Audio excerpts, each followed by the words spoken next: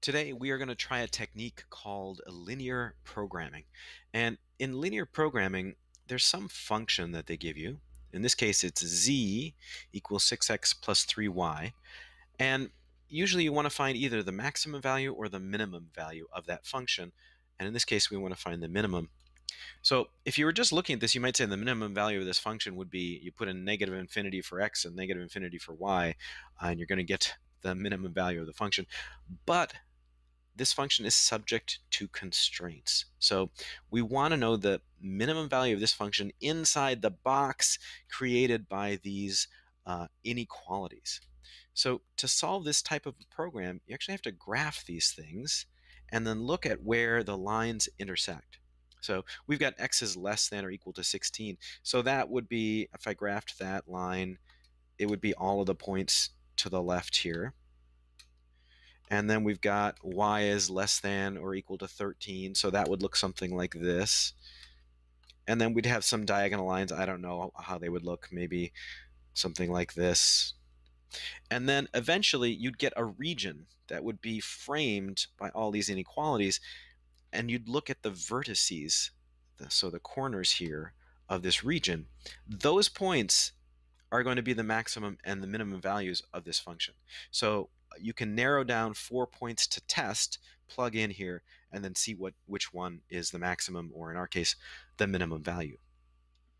So there's a lot of steps here. This is pretty complicated. I would definitely recommend using a nice graphing calculator to get all the graphing done. So I'm going to do that here. I'm going to Desmos.com, and let's see, we've got x is less than or equal to 16. We've got y is less than or equal to 13. And then let's see, we've got 9x, 2y greater than 62.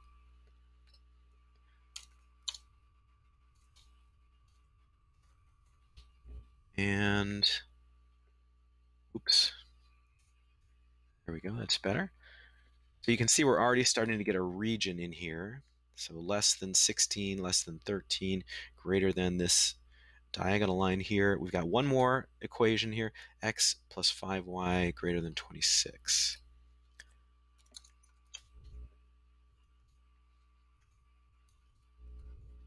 Okay, so it's going to be above the red. It's going to be to the right of that dark area. So it looks like this box right here. So let's start looking at these points. We've got 6, 4. We've got 16, 2. This one, I think I can just click on it here in Desmos and get the, yep, here's 16, 13. And then this is the other vertex of our region, and 4, 13. So those are our boundary points in our region. So let's go back and look at the function. And actually, I'm not even going to try all of these, because when I look at this, I can tell what kind of values I'm going to get. I've got 6 times the x and 3 times the y. If I'm looking for the smallest value, I want small numbers for x and y. And I can see, since I multiply x by 6 and I multiply y only by 3, I want smaller x values, because it has twice the impact of the y. So one of my points was 16, 13. That had both the biggest x and the biggest y. Probably not going to be that one, but a likely candidate might be 6, 4. That was one of our points. And another candidate was 4, 13. That's definitely got the smallest x, so I might want to test that one. But I think the 16, 2, I don't need to test that. I can tell that's going to be bigger than these already. And then the 16, 13 for sure, that's going to be the biggest one. So if I was looking for the max value, I'd definitely look for that one, but I won't test it here.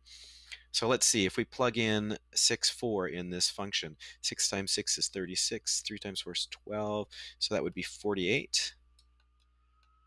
And then 4, 3, 6 times 4 is 24, and 13 times 3 is 39. Well, that's going to be bigger than 48. So looks like 48 is the minimum value of this function, subject to these constraints.